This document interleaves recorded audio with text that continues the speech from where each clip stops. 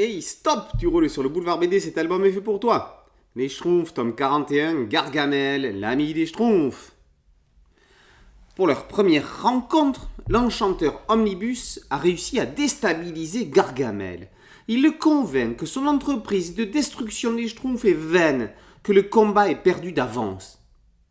Le grimoire, dans lequel il est stipulé qu'il faut faire fondre un Schtroumpf dans une marmite pour changer le plan en or, ne serait qu'un recueil de sornettes. Dépité, le sorcier rentre chez lui, décidé à arrêter de tenter de capturer les lutins bleus. Chez les Schtroumpfs, le Schtroumpf coquet est au bout de sa vie. Il a plein de boutons sur la figure. Le grand Schtroumpf lui prépare une décoction, mais il lui manque du millepertuis. Voici donc quelques Schtroumpfs en partance en expédition dans la forêt. Et sur qui vont-ils tomber, hein? Sur qui? Gargamel? Eh bien non. Enfin si, mais plus tard. C'est un naturaliste qui va se trouver face à eux. Georges-Louis Buffon cherche à passer à la postérité. L'observateur parcourt les sentiers et les marais à la recherche d'espèces remarquables à observer, dessiner, voire capturer. Lorsqu'il va apercevoir des Schtroumpfs, il va se rappeler qu'il en a vaguement entendu parler dans un traité sur le monde elfique. S'il développe le sujet, il deviendra célèbre. Alors qu'il va chercher à en capturer, c'est Gargamel qu'il va trouver en travers de sa route. Le sorcier a-t-il vraiment revu sa position par rapport aux Schtroumpfs? Ou bien ne supporte-t-il simplement pas que l'on marche sur ses plates-bandes? Alain Jost et Thierry Culliford déstabilisent les Schtroumpfs tout autant que les lecteurs. Le naturel de Gargamel reviendra-t-il au galop? La rencontre avec Omnibus, c'est une idée détonnante.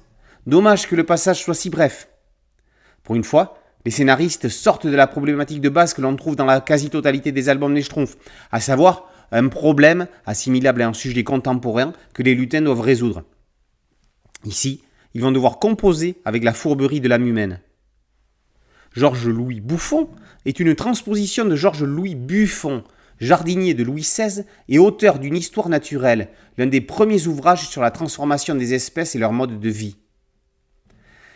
C'est la première fois qu'Alain Péral se trouve au dessin dans l'univers de Peyo. Il intègre les codes tout en gardant un peu sa patte, avec des Schtroumpfs un brin plus trapus que ceux de Miguel Diaz-Vizoso ou Alain Maury.